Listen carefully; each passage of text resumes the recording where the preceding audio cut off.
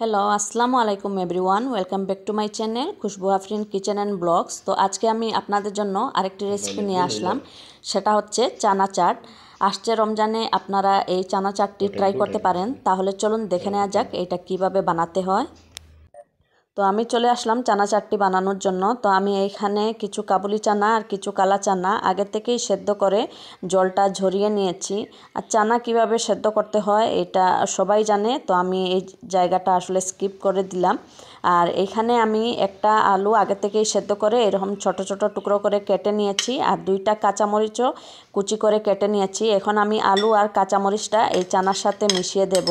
আর কাঁচামরিচ আমি দুইটা দিয়েছি, আপনারা চাইলে আরও একটু বেশি বা কম করে নিতে পারেন।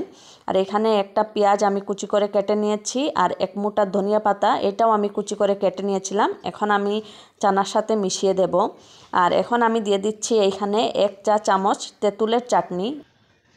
আর এই তেঁতুলের চাটনির রেসিপিটা আমার চ্যানেলে দেওয়াই আছে, আপনারা চাইলে একবার চেক করে নিতে পারেন। আর এখন আমি দিয়ে দিচ্ছি 1/2 চা চামচ ব্ল্যাক সল্ট, আর দিয়ে দেব আমি এখানে 1/2 চা চামচ চাট মশলা, আর দিয়ে দেব এখানে 1/2 চা চামচ ভাজা জিরার গুঁড়া।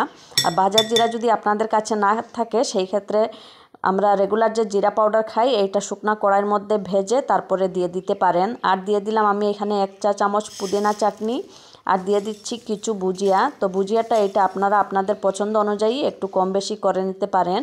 আর এখন আমি দিয়ে দিচ্ছি এখানে 2টা নিমকি আমি ভেঙে নিয়েছিলাম, তো এই নিমকিগুলো দিয়ে দিলাম। এখন আমি সব কিছু খুব ভালোভাবে মিক্সড করে নেব।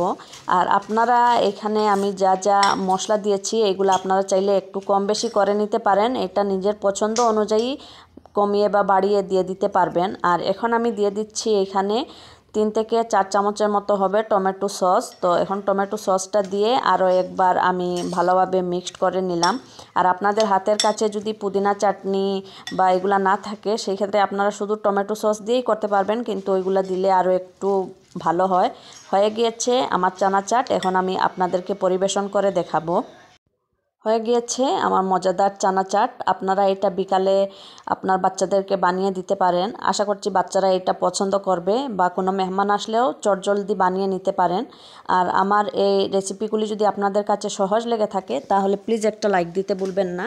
আমার রেসিপিগুলি আপনার ফ্রেন্ড অ্যান্ড ফ্যামিলির সাথে শেয়ার করবেন এবং আমার চ্যানেলটিকে সাবস্ক্রাইব করবেন। আজকে তাহলে এই পর্যন্তই, দেখা হবে নেক্সট ভিডিওতে। আল্লাহ হাফিজ।